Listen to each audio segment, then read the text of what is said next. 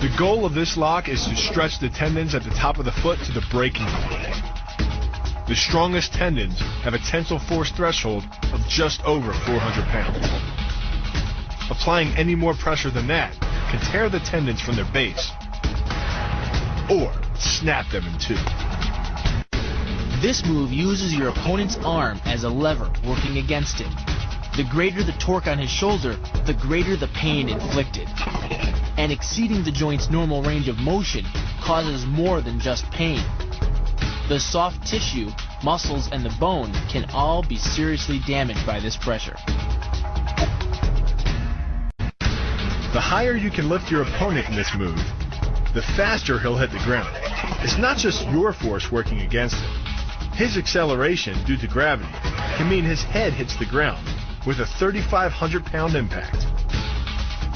On a hard surface like concrete, this is more than enough to cause a serious brain injury.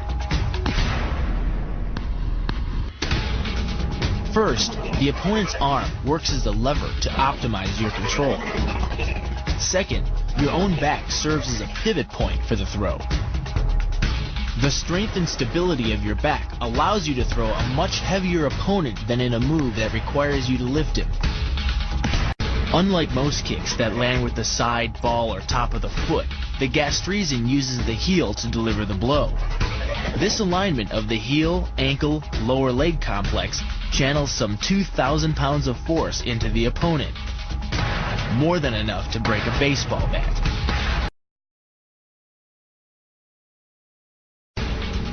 By grabbing the wrist, you provide hundreds of pounds of additional leverage.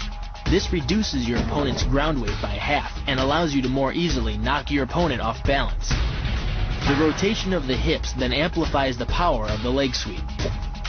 Coupled with the wrist grip, you are in complete control of your opponent's body.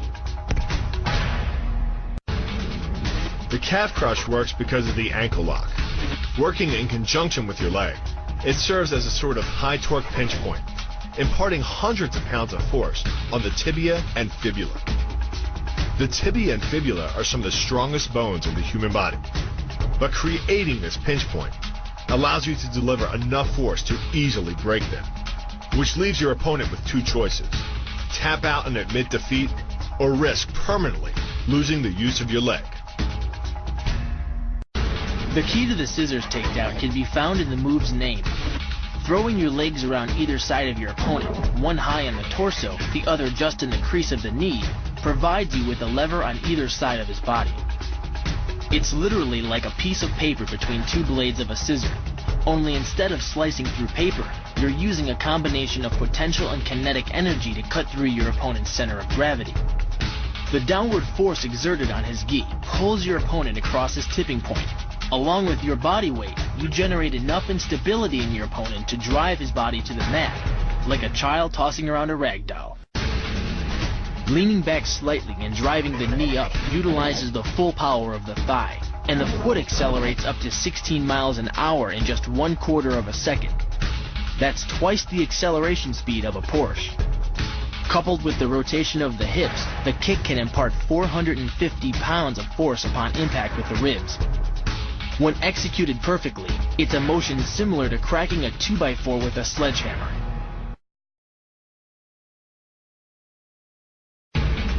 This move uses the same principle as a throw in judo, off-balancing your opponent and then using his momentum to send him down.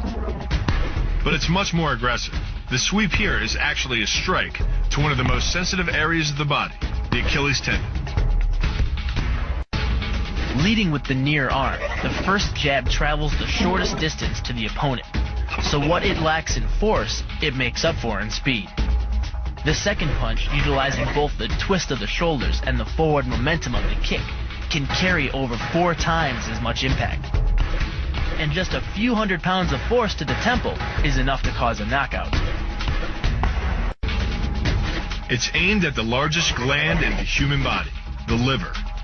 A direct hit won't just bring an opponent down. It can rupture the gland, causing severe internal bleeding. But the liver is well protected by the rib cage, so the kick must be accurate to within ½ an inch. In this move, the forward propulsion of the hips, combined with the piston motion of the lower leg, can send well over 700 pounds of force directly through the rigid bone of the heel. This impact won't just knock an opponent down. The force is enough to permanently damage his kneecap. The first elbow strike can accelerate to a speed of 25 miles per hour in less than a quarter of a second. Less than a third of a second later, the initial strike is followed by another, equally devastating shot. By employing the bony tip of the elbow, these strikes deliver a double dose of injury-producing energy and can result in a broken nose, facial fractures, or a wicked cut. The move works by using your opponent's own body weight against him.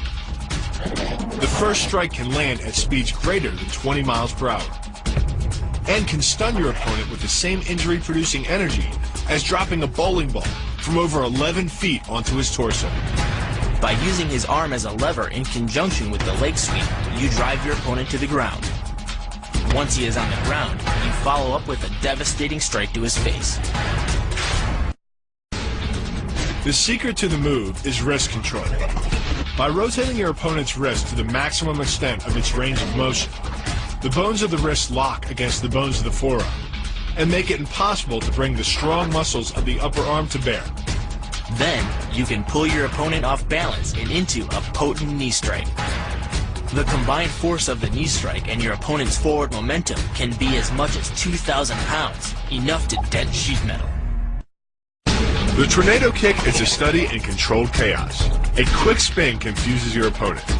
Then one knee is thrust into the air, launching your entire body high enough to fire a powerful kick.